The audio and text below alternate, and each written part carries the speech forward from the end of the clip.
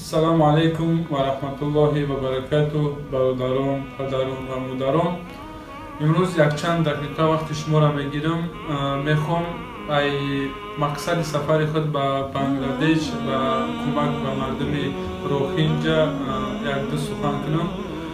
انشاءالله یک چند روز پیش، یک چند هفته پیش در اینترنت نامه‌های بین‌نهایت علم‌آور، بین‌نهایت تاثیر بخشی برآمدند که بر سر مسلمان‌های میانمار نرود قوم روهینجا هم خیلی عذاب‌ها به سرشون آمده است. همین چیز راستی گپ همچون مسلمان مرا راحت نمون خوب کنم.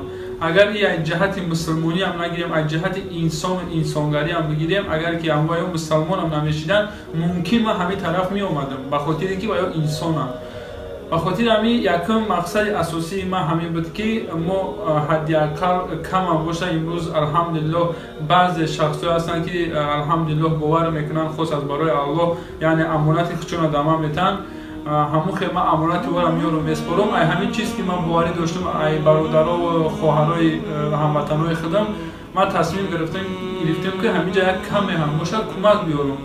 و در برابر این یک مقصد دیگه هم داشتم برادر عزیز که انشاءالله فکر میکنم در نزد الله این هم کار خیره، یعنی دعوت به سوی وطن دوستی، به سوی شکرانه کردن که ما امروز در کدام شرایط زندگی داریم. من میخواستم مردم تاجیک کم ترک بیدار کنم که امروز متاسفانه بعضی کامنتاریایی که در اینترنت میبینم، ای مردم ناشکری ای زندگی که حاضی دوران میکنن. مقصد میگن ما غریبیم، ما توکای غریب میشیم، ما توکای در اینجا کار میکنیم. همین برادرایی که همین فکر عقیده را در دلشون دارن، میخوام که یک سوال بتم. آیا همین ویدیوی من شما دیدین؟ آیا زندگی تو مانند زندگی همین برادرای؟ آیا همین یک ذره همین خطا یک لحظه برابر که با حس که در جای همیو آیا تو مانند هستی به همیو؟ روزه ما میگیم که مردم تاجیک بعضیش فرومش کرده که گوشت خیلی حسابی دورسایی شرایط که این گپ سبسته.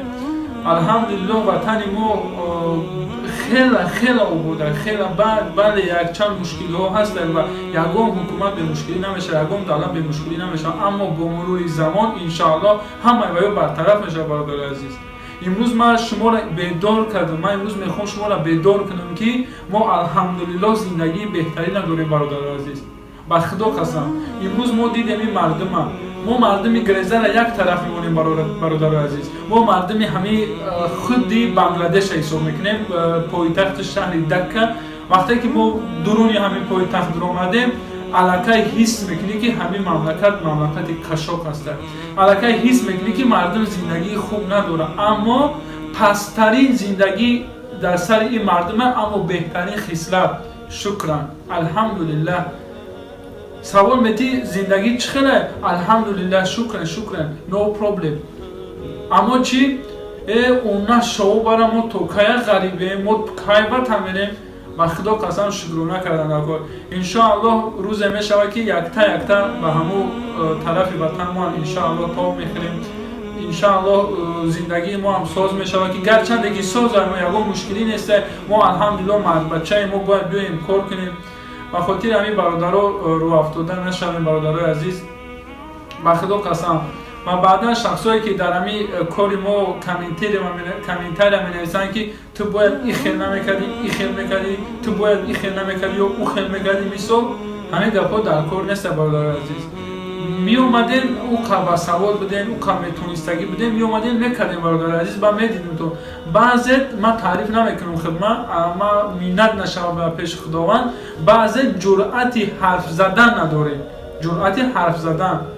امروز میخزین در کامنتاریا این پرچم اینم چیه؟ پرچم الحمدلله این پرچم وطن ما که من در سایه همی در زیر سایه همی تولد شدگیم، در زیر سایه همی کلان شدگیم. الحمدلله امروز همی پرچم بود که ما را به همی وطن راه دادن. ما امروز این صاحب وطنیم، یعنی ما وطن داریم.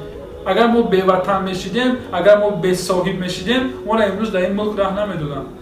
امروز مقصدی дуюми аз мақсади асосии ман кӯмак ба мардуми мусалмон буд. Мақсади дуюми ман бародарои азиз бедор кардани мардуми тоҷик буд. Алҳамдулиллоҳ зиндагии беҳтарина дорем, шукрона кунем. иншоаллоҳ рӯз ягон давлат бекамудӣ намешавад. бародари азиз, ягон давлат нестаки муҳоҷирати меҳнатӣ надошта бошад. Россияро мегирем. Россия 12 миллион муҳоҷир қабул кардага, аммо 15-20 миллиони дигар тарафҳои Европа рӯй кардага, тарафҳои Америка рӯй кардага. Америка дигар ҷо мераванд, Европа дигар ҷо мераванд. Зиндагии худашам хеле бародар. Барои ҳамин бародарои азиз, рӯафтода нашавен, зиқӣ накунен. кадоме ки мушкилӣ дорад, иншоаллоҳ фикр мекунем ки мушкилиш баробари мушкилии ҳамин бародарон нест. як зарра мушкилӣ ҳаминро надорад ба худо қасам. ба хотири ҳамин пайваста дуо кунем ки худованд аид бад накунад. мо агар ҳамин хел ношукрӣ кунем, худованд аида бад мо мекунад, худованд хор залил мо мекунад. бародари азиз, ба худо қасам. ман имрӯз омадам дар инҷа дидам аҳволи мардума. ман ҳамин хел дар худам мақсад бировардам ки мо алҳамдулиллоҳ соҳибватанем, мо алҳамдулиллоҳ шароити беҳтарина дорем ва ҳамин фикри худ ман шумо дар гуфтум бародари азиз ки ҳамин бедор бишем. бародаро, ба худо қасам. ба хотири ҳамин бародаро салому алайкум ва раҳматуллоҳи ва баракату. кадоме чӣ фикр ақидае дорем бародари азиз, беҳақорат гапҳои боадабона бинависен. ман фикрҳои шуморо мехоҳам бихонам ки ман мехоҳам бифаҳмам ки чанд қадр бародарои мо мақсад ай ҳамаи наворои мо бедор шиданд ва чанд қадр бародарои мо ҳолиам дар хоби ғафлат ҳастанд. салому алайкум ва раҳматуллоҳи ва баракату.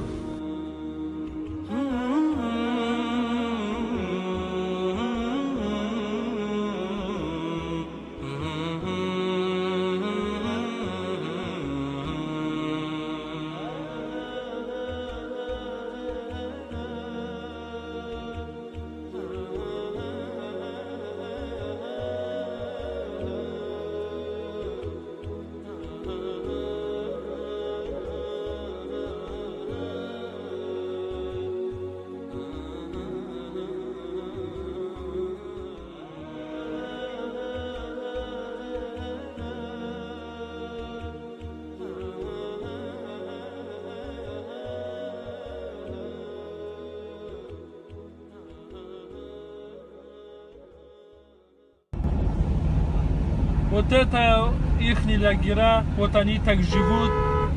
Они могут убить человека ради литра воды. У них так не хватает воды, братья мои сестры. Иншаллах, мы сегодня раздавали свою 7-ю машину, иншаллах. И завтра будем действовать также в таком же духе, иншаллах, бизнилля. Вот их лагеря, вот они так живут. Вот. Все на улице, все ждут, когда какая-то машина приедет, и все, толпа. Они ждут, когда кто-то сделает садака, и для них нету работы, ничего.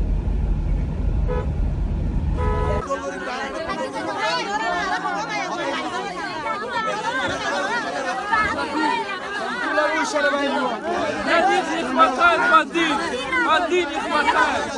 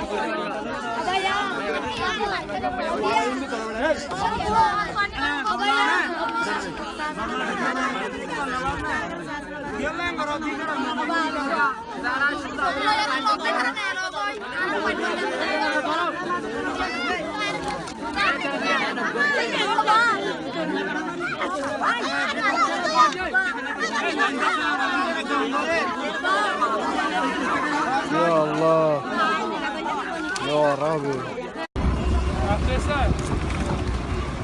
Братья, мы только что раздавали питание, продукты там на нас атаковали весь народ,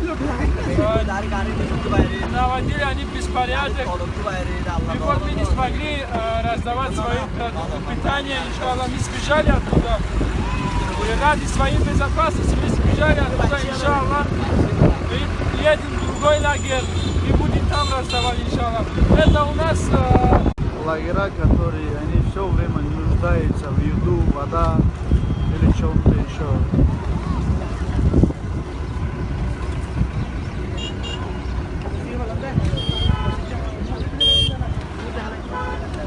Это лагеря, которые находятся в границе Мьянмы и Бангладеш.